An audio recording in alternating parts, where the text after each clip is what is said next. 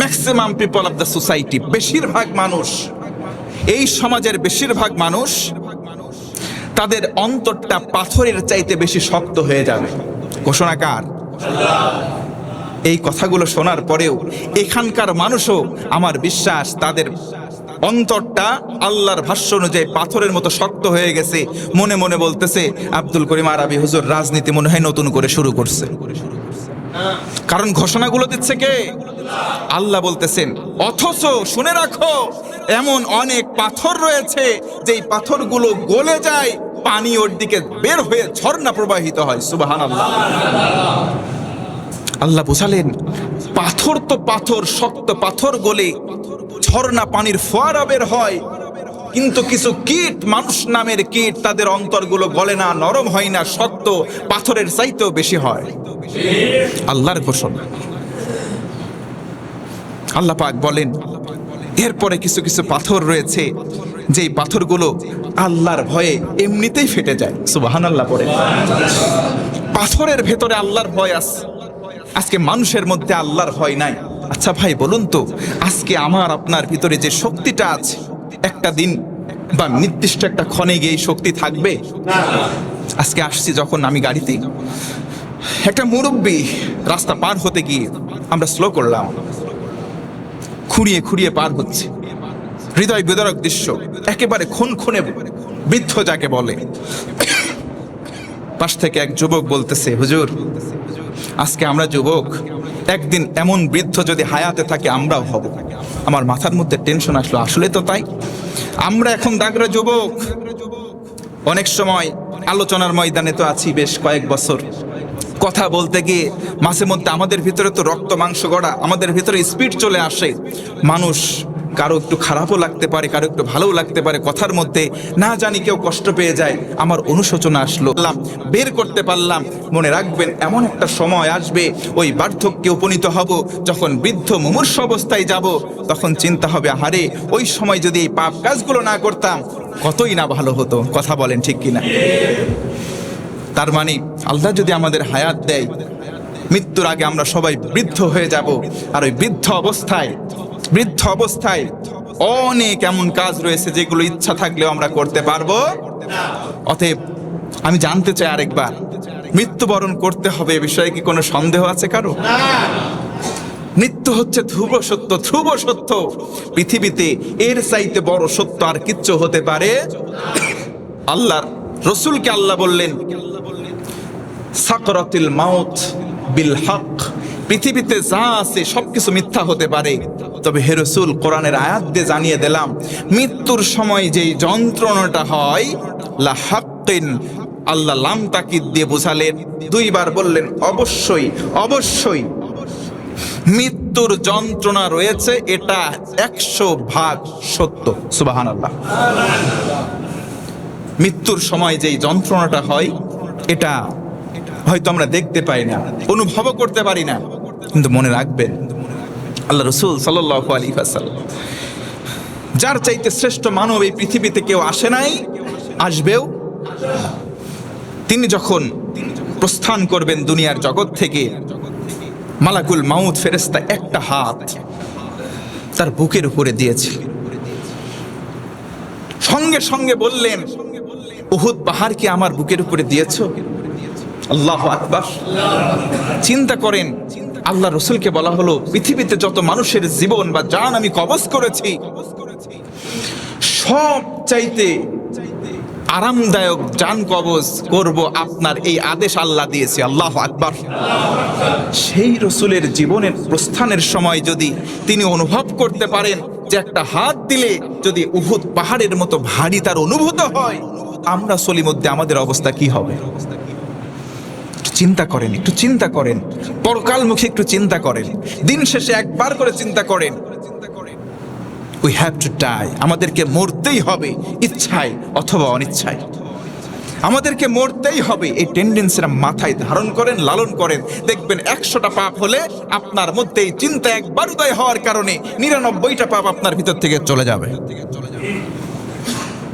আল্লাহ তাআলা বলেন, এই ঘটনাগুলো আমি বললাম, এইগুলো শোনার পরে কিছু মানুষ, আল্লাহ বলে নাই, বলেছে অধিকাংশ মানুষ তাদের অন্তরগুলো পাথরের থেকে বেশি শক্ত হয়ে যাবে। আর এই পাথর এমন পাথর অতিরিক্ত শক্ত হওয়ার পরেও অনেক সময় পাথর বিদীর্ণ হয়ে যায়, ঝর্ণার ফুলকধারা বের হয়। আবার অনেক পাথর আল্লাহর ভয়ে বিদীর্ণ হয়ে যায়। আল্লাহু আকবার। এরপরে আল্লাহ বলেন, তোমরা যাই করো ওয়ামাল্লাহু বিগাফিলিন আম্মা তা'মালুন, তোমাদের মনে যাই আসুক, যাই করো, কোনো কাজ সম্পর্কে আমার আল্লাহ গাফেল সব কিছু আল্লাহ পাক ভালো করে জানেন এবং তিনি প্রত্যক্ষদর্শী, সরাসরি দেখতে পাচ্ছেন। একটু জোরে বলা যাবে আল্লাহু আকবার। আল্লাহ বলেন, ইমানদারেরা, হে ইমানদারেরা, ওহে বিশ্বাসীরা, তোমরা দেখতে পাচ্ছ এবং আল্লাহর বাণী শুনতেও পাচ্ছ। আফাতাতমাউনা আন ইউমিনুনা লাকুম وقد كانوا فريق منهم يسمعون كلام الله ثم يحرفونه من بعد ما عقلوه وهم يعلمون الله أكبر। আল্লাহ বলেন, ইমানদার, তোমরা দেখতে পাচ্ছ এবং আল্লাহর বাণী শুনতেও পাচ্ছ। আমরা আল্লাহ যে ঘটনা বললেন, এই ঘটনার সদৃশ ঘটনা দেখতে পাচ্ছি কি পাচ্ছি না? আল্লাহ বললেন, তোমরা দেখতেও পাচ্ছ, শুনতেও পাচ্ছ আমি আল্লাহর বাণী, এবং বুঝতেও পারতেছো। আচ্ছা বলেন, আল্লাহ যে তিনটা কথা বললেন, একটাও কি মিথ্যা? আমরা দেখতে পাচ্ছি, শুনতে পাচ্ছি, বুঝতেও পারতেছি, এইগুলো সত্য। আল্লাহ বলেন, এর পরেও তোমাদের ভিতরে মিনহুম, এক প্রকার মানুষ থাকবে, তারা এগুলোকে বিকৃত করে মানুষের সামনে উপস্থাপন করবে। নাউজুবিল্লাহ বলেন। এইগুলোকে এক শ্রেণীর মানুষ জানার পরেও, দেখার পরেও, বোঝার পরেও বিকৃতি করবে, কনভার্ট করবে, মানুষের মাঝে প্রচার করবে। না না, এই ঘটনাগুলো তখন ঘটছে, ওই সময় শেষ, এমন ঘটনা ভবিষ্যতে ঘটবে না। এইগুলো নিয়ে এক শ্রেণীর মানুষ আপনাদেরকে, জনসাধারণ যারা একটু কম বোঝে কোরআন সুন্নাহ, তাদেরকে বোঝানোর চেষ্টা করবে। এইগুলো হচ্ছে রাজনীতি, এইগুলোর সঙ্গে তোমরা যেও না। আল্লাহ পাক সে কথা বললেন। ওয়াইদা লাকুল্লাযীনা আমানু, ওই শ্রেণীর মানুষগুলো কি করবে? যখন লাকুল্লাযীনা, লাকিয়া মানে মিলিত হওয়া, দেখা করা, যখন ইমানদারদের সাথে ওই মানুষগুলো আসবে, ক্বালু, বহু বচন, তারা বলবে, আল্লাহ বলেন, আমান্না, ভাই হাত মিলাও, বুকে বুক মিলাও, আমিও মুমিন, তুমিও মুমিন, আমরা ইমানদার। ওই এক শ্রেণীর মানুষ যারা আল্লাহর আয়াতকে বিকৃত করে মানুষের সামনে প্রেজেন্ট করবে, তাদের খাসলাত বা চরিত্র হচ্ছে, ইমানদারের কাছে এসে বলবে, ভাই আমরা তো তোমার ইমানই ভাই, আমরা তোমারই ভাই, আসো বুকে বুক মিলাও, হাতে হাত মিলাও, আসো আমরা ঐক্যবদ্ধ হয়ে জোট করি। অথচ তারা কি করবে? ওয়াইদা খলা, এবং যখন সেখান থেকে খলা মানে খালি জায়গায় চলে যাবে, অন্য জায়গায় চলে যাবে, বা'দুকুম ইলা বা'দিন, একে অপরের প্রতি, ক্বালু আতুহাদ্দিসুনাহুম বিমা ফাতাহাল্লাহু আলাইকুম, তখন তারা বলবে, নির্জনে গিয়ে তখন তারা বলবে, আল্লাহ যা কিছু শুধুমাত্র তাদেরকে বলেছেন, এই কথা শুধু বিশ্বাসই তোমরা করো, আমাদেরকে বিশ্বাস করো না, যদি করো তাহলে ঠকে যাবে। তার মানে আল্লাহ আয়াত দ্বারা বোঝাচ্ছেন, ইমানদারদের সাথে এসে তারা বলবে, আমরা তোমাদের দলে। যখন তারা মিলিত হবে, তারা বলবে, আমরা ঐক্যবদ্ধ আছি, বিশ্বাস নিয়ে শুধুমাত্র আমরা সিনিমিনি খেলতেছি। জোরে কর নাউজুবিল্লাহ। তাহলে আয়াতগুলো প্রতীয়মান করে, প্রমাণ করে, শিক্ষা দেয় যে আজও পৃথিবীতে কিছু কিছু উলামায়ে সু, নিকৃষ্ট কিছু আলেম উলামা আছে, এই কোরআনের আয়াতগুলো, হাদিসের ব্যাখ্যাগুলো অস্পষ্ট করে ঘুরিয়ে মানুষের সামনে প্রচার করে, দিন থেকে, ইকামাতে দিন থেকে মানুষদেরকে দূরে ঠেলতে চায়। এগুলো ছিল, আল্লাহ বললেন ভবিষ্যতেও থাকবে। থাকবে কতদিন?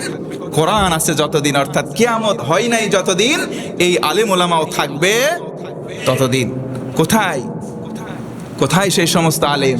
কিছু কিছু আলেম আছে না, তাদেরকে টর্চ লাইট দিয়েও খুঁজে পাওয়া যাচ্ছে না, আছে না, আছে না? উলামায়ে সু খুনিদের সঙ্গে গিয়ে তাদের নামে দোয়া করে। প্রকাশ্য খুনি, প্রকাশ্য অন্যায়কারীর বিরুদ্ধে কোরআনের বা আল্লাহর রসুলের বিধান হচ্ছে অন্যায় করা, অন্যায়কে সমর্থন করা একই পাপ। নাউজুবিল্লাহ বলবেন না? একজন একটা পাপ করেছে, ওই পাপকে একজন সমর্থন করেছে, পাপকারী পাপ করে যেই রকম গুনাহগার হয়েছে, আরেকজন সমর্থন করে তার সমান পাপে এও পাপী হয়েছে। কোথায় যাচ্ছি আমরা? কোথায় যাচ্ছি আমরা?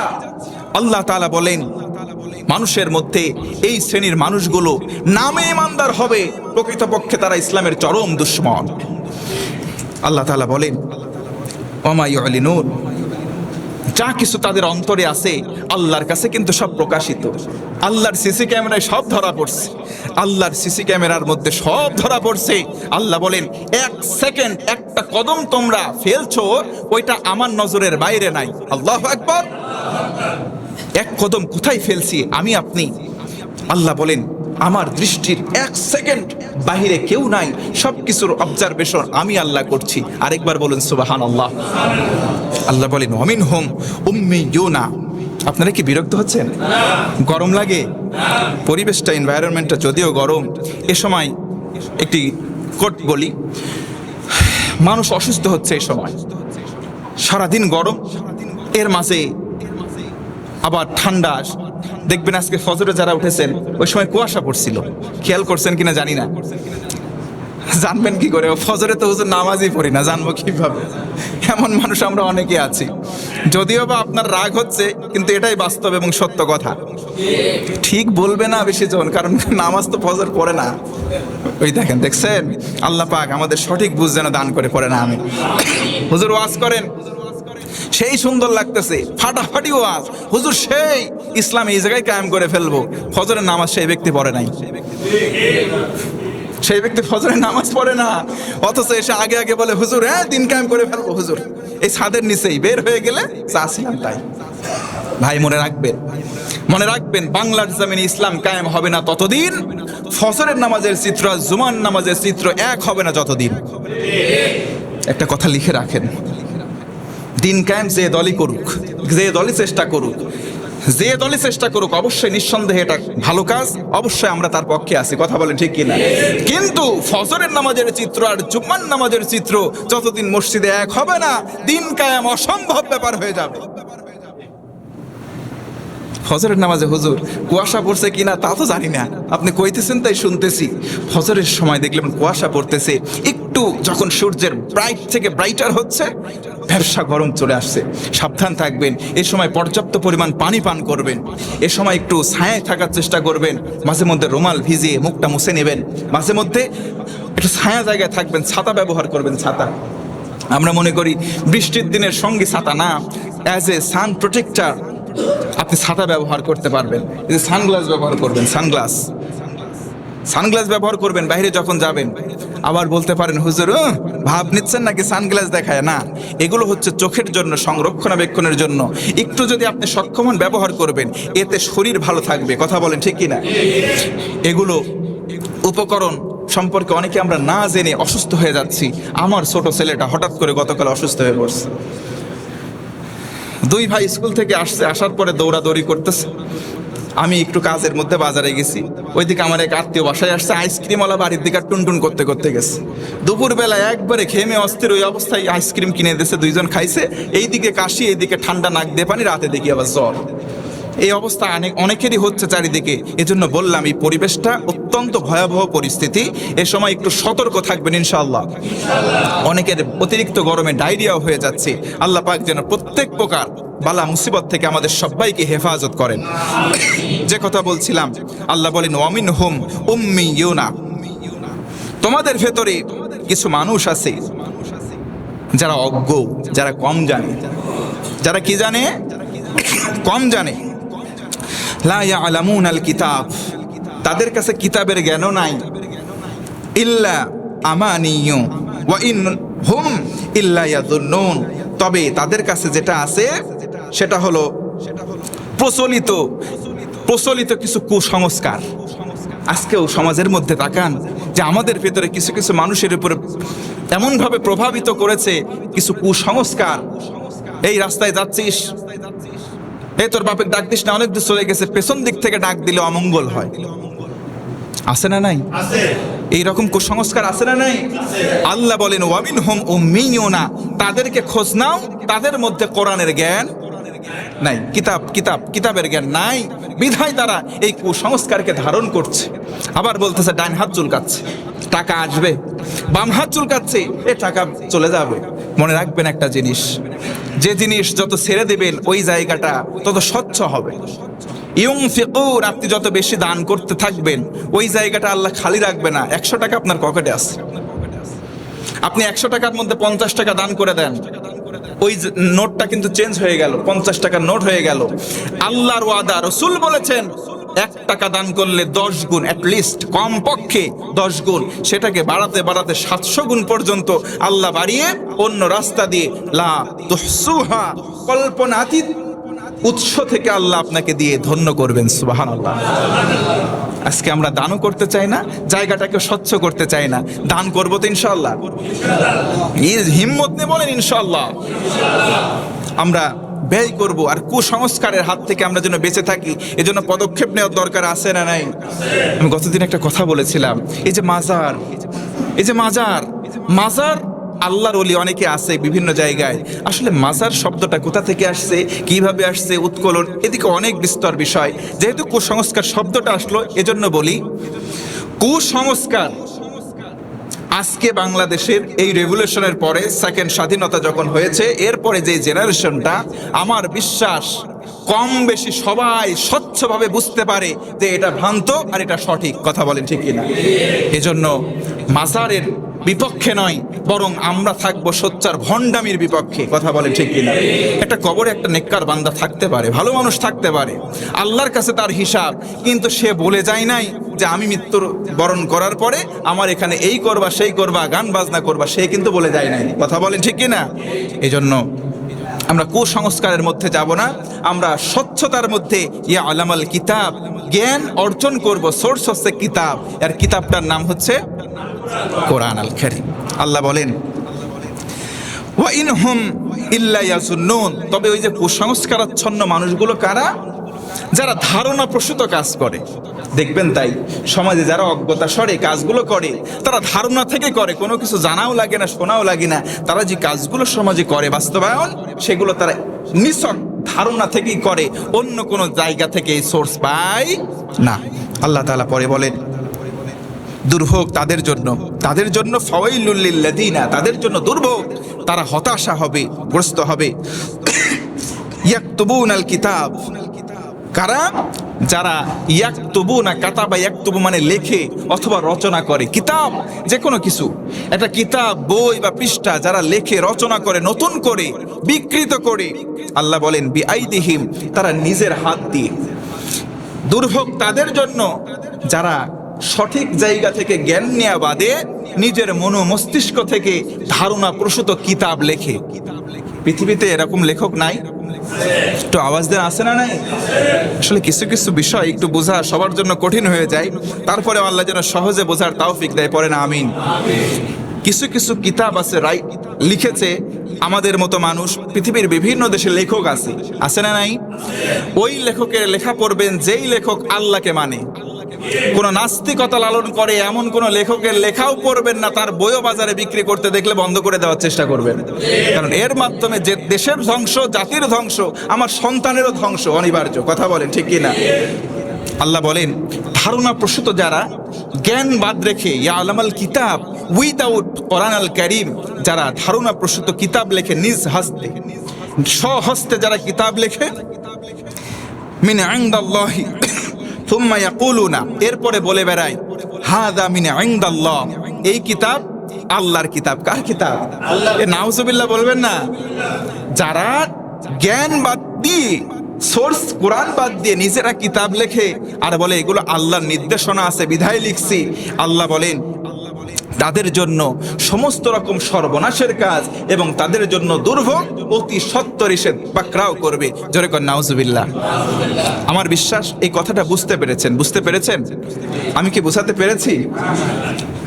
তার মানে এটার মূল কথা হচ্ছে, আমি এখানেই শেষ করব আজকে। মূল কথা হচ্ছে কোরআনের জ্ঞানকে পুঁজি না করে সাধারণ জ্ঞানকে যারা অর্জন করে ওইখান থেকে কোনো কিতাব রচনা করে অথবা কোনো কথা বলে অথবা কোনো বিবৃতি দেয়, এই বিবৃতিটা আল্লাহ বলেন তার মনোমস্তিষ্ক প্রসূত এবং সেটা আল্লাহর কথা বলে তারা চালিয়ে দেওয়ার চেষ্টা করে। এই মানুষগুলোর জন্য দুর্ভোগ, তাদের জন্য সর্বনাশ অতি সত্বর এসে পাকড়াও করবে। আমার বিশ্বাস আমার কথাটা বুঝতে পেরেছেন। আল্লাহ পাক এই সমস্ত কাজ থেকে আমাদের হেফাজত করুন। তবে এই কাজগুলো সাধারণ মানুষ একটাও করার সাহস দেখায় না। এইগুলো কাজ করে কারা? আমাদের মতো কিছু লেবাসধারী আলেম আছে যারা। এজন্য সব আলেমের থেকেই এলেম নেওয়া যাবে না, একটু সতর্কতা অবলম্বন করতে হবে। যার মধ্যে কোরআন আছে, যার মধ্যে নবীর সরাসরি সহিহ সুন্নাহ আছে, সেখান থেকে এলেম নেওয়ার চেষ্টা করবো ইনশাআল্লাহ। আল্লাহ বলেন কাতাবা আইদিহিম ওয়াইলুল লাহুম মিম্মা ইয়াকসিবুন। আল্লাহ বলেন ওখান থেকে ওর বিনিময় হিসেবে মানুষের মাঝে বিভ্রান্ত ছড়ালো, নিজেরা তো বিভ্রান্তির মধ্যে আছে। এই যে যা কিছু অর্জন করলো এটা ওয়াইলুন, এটা তাদের একমাত্র সর্বনাশের কারণ হিসেবে যথেষ্ট। একটু জোরে কর নাউজুবিল্লাহ। তার মানে পৃথিবীতে জ্ঞান অন্বেষণ করা, অর্জন করা নিঃসন্দেহে ভালো কাজ, কিন্তু জ্ঞানের পাশাপাশি মস্তিষ্ক প্রসূত নিজের আইডিয়া থেকে কোনো কথা আল্লাহর নামে চালিয়ে দেওয়া যাবে না, এটা সরাসরি হারাম। কথা বলে ঠিক কিনা আমার ভাইয়েরা? আমি আজকে রাস্তায় আসার পথে যে মুরব্বিটার সঙ্গে দেখা হলো, রাস্তায় ক্রসিং হলো, সেখান থেকে একটা অনুভূতি আসলো। আমি মাঝে মধ্যে কথা বলতে গিয়ে, যুবক মানুষ তো ভাই, কিছু শক্ত কথা বলি, যে নামাজ পড়েন না কেন, একটু জোরালো বলি। আমার কথাই কি কেউ কষ্ট পান ভাই? যে কোনো কথা বলতে গিয়ে আমার অনিচ্ছায় হয়তো বা কেউ কষ্ট পেলে আমাকে আল্লাহর রাস্তায় মাফ করে দেবেন আলহামদুলিল্লাহ বলেন। আমি চেষ্টা করব আরো কিভাবে সুন্দর ভাষায় আপনাদেরকে বোঝানো যায় সেই চেষ্টা করবো ইনশাআল্লাহ। হুজুরের ভুল হবে না ধারণাটা করা ঠিক নাই, কারণ আমরা বলতে গিয়ে 1 ঘন্টা কথার মধ্যেও কিছু ভুল থাকতে পারে, ভাষাগত কিছু তারতম্য আসতেই পারে। আমরা তো মানুষ, আসতে পারে কি পারে না? এজন্য আমাদের প্রতি অন্যরকম বিরূপ ধারণা না করে ওই খারাপ জিনিসটাকে শোধন করে দেবেন, উল্টিয়ে দেবেন। আল্লাহ পাক আমাদের সবার সুদৃষ্টিটা যেন খুলে দেয়, পড়েন আমিন। সবাই সবার জায়গা থেকে সচেতন হন। আপনার দ্বারা একটা মানুষও যেন দুঃখ না পায়, কষ্ট না পায়, এদিকে সতর্ক থাকবেন। আর এই সতর্কতা শিক্ষা দিয়েছেন মুহাম্মদ সাল্লাল্লাহু। তিনি যেমন ছিলেন পিতা হিসেবে আদর্শবান, স্বামী হিসেবে আদর্শবান, সমাজের নেতা হিসেবে আদর্শবান, একটা ইতিমের কাছে আদর্শবান, গোটা উম্মতের কাছে তিনি আদর্শবান একজন মহামানব ছিলেন। জোরে কান আল্লাহু আকবার। তার আগমনের মাস, তার প্রস্থানের মাস, বেশি বেশি তার সিরাত পড়বেন। এ মাসে আরেকটি আহ্বান জানাই, নবীজির সিরাত পড়বেন। আমি গত বুধবারে 18 তারিখে আমার এলাকায় একটি সিরাত সম্মেলন করেছি। আলহামদুলিল্লাহ, প্রাথমিকভাবে যদিও একটু সমস্যা হয়েছিল, শেষমেশ আলহামদুলিল্লাহ গণ বিপ্লবের মাধ্যমে আমার সেই সিরাত মাহফিলটা সম্পন্ন হয়েছে। আল্লাহ যেন কবুলও করে নেয়, পড়ে না আমিন। পাবনা জেলা সহ ঢাকা, নাটোর বিভিন্ন জায়গা থেকে ইনভাইটেড ছিলেন 40 জন আলেম ওলামা। সেখানে ইনভাইটেড আসলে কিছু কিছু জনের সঙ্গে ঘনিষ্ঠতা এত বেশি, তুই দাওয়াত দিস নাই তো কি, আমি আসবো। দাওয়াত দিতে ভুল করছো, আমি যাইতে ভুল করব না। এমন করে প্রায় 100+ আলেম ওলামা আমার আহ্বানে ওখানে চলে এসেছিল। আলহামদুলিল্লাহ, এলাকার মধ্যে একটা অন্যরকম পরিস্থিতি তৈরি হয়েছে। না, এরকম সিরাত সম্মেলন প্রত্যেক জায়গায় হওয়ার দরকার। কথা বলেন ঠিক কিনা? নবীজির জীবন যদি না জানি, আর আমার জীবনটা বৃথা হয়ে যাবে। এজন্য আপনাদেরকেও একটা আহ্বান জানাবো, প্রতি বছর কমপক্ষে বছরের যে কোনো সময় সিরাতের উপরে আপনারা যে কোনো একটা সম্মেলন করুন। নবীজির জন্মের আগ থেকে শুরু করে প্রত্যেকটা হুজুরকে, প্রত্যেকটা আলোচককে পার্ট ভাগ করে দিয়ে নবীজির শেষ পর্যন্ত জীবনীটা অন্তত বছরে একবার করে আয়োজনের মাধ্যমে সবার সামনে আবার রিমাইন্ডার স্মরণ করিয়ে দেওয়া দরকার বলে আমি মনে করি। কথা বলেন ঠিক কিনা? এই কাজগুলো করলে আমার বিশ্বাস নবীজির ভুলে যাওয়া সুন্নতগুলো আবার আমাদের ভিতরে স্মরণ হয়ে যাবে। আমাদের সম্মানিত সভাপতি সাহেব ঢাকাতে যেখানে থাকেন, মসজিদ আত-তাকওয়া, সেই মসজিদের ইমাম সাহেব আমাদের বড় ভাই সাইফুল ভাই, তার নিজ উদ্যোগে সেখানে 3 দিন ব্যাপী এই সিরাত সম্মেলনের আয়োজন করেছিলেন। আমরা দেখেছি, সেটাও সার্থক হয়েছে আলহামদুলিল্লাহ বলেন। এরকম শুধু 1 2 জন নয়, সবাই একটু সচেতনতা বৃদ্ধি করব। আমরা আগামী থেকে সিরাতের উপরে বিভিন্ন রকম কনফারেন্স করব, কুইজ প্রতিযোগিতা করব, বাচ্চাদেরকে 100টা প্রশ্ন দেব, উত্তর দেব নবীজির জীবনের উপরে, তারা শিখবে। আমরা পুরস্কারেরও প্রতিযোগিতার মাধ্যমে পুরস্কার ঘোষণা করব। অন্ততপক্ষে পুরস্কারের আশাই হলেও 100টা অজানা বিষয় তারা জেনে যাবে। এগুলো আমরা করব তো ইনশাআল্লাহ। আমরা করার চেষ্টা করব। যারা দায়িত্বশীল আছেন, অন্ততপক্ষে আগামী বছর থেকে আপনারা এই বিষয়টা, আমি থাকি আর না থাকি, আপনারা অন্তত যারাই আছেন এই কাজটা করার চেষ্টা করবেন ইনশাআল্লাহ। ভালোর পক্ষে আছেন কে? আল্লাহ। আল্লাহ বলেন ওয়াল্লাযীনা জাহাদু ফীনা লানাহদিয়ান্নাহুম সুবুলানা। আরে ভালো কাজে এক ধাপ আগাও, আমি আল্লাহর রহমত 10 ধাপ আগায় যাবে। কঠিন কাজ আল্লাহ বলেছেন আগাও, আমি আল্লাহ সহজ করব। সুবহানাল্লাহ। আমি এই আয়োজনটা করতে গিয়ে আমার দিন রাত মিলে পরিশ্রম করতে করতে ঘুম নাই, টেনশন। আল্লাহ প্রতিষ্ঠা হবে তো? শেষমেশ আল্লাহর কাছে সেজদায় গিয়ে কাঁদছি, আল্লাহ কবুল করছি, হইছে, আলহামদুলিল্লাহ বলেন। আল্লাহ পাক এভাবেই কোরআন এবং সুন্নাহ এবং নবীর সিরাত সুরত ছড়িয়ে দিক গোটা বিশ্বময়, পড়েন আল্লাহুম্মা আমিন। আল্লাহ তাআলা আমাদের সবাইকে দ্বীনের ইসলামের জন্য প্রকৃত একজন মুসলিম হিসেবে যেন কবুল করে, পড়েন আমিন। আজকে থাকলো 79 নম্বর আয়াত, আগামীতে আমরা 80 নম্বর আয়াত থেকে শুরু করব ইনশাআল্লাহ। বারাকাল্লাহু লানা ওয়া লাকুম ফিল কুরআনিল আযীম। আসসালামু আলাইকুম ওয়া রাহমাতুল্লাহ।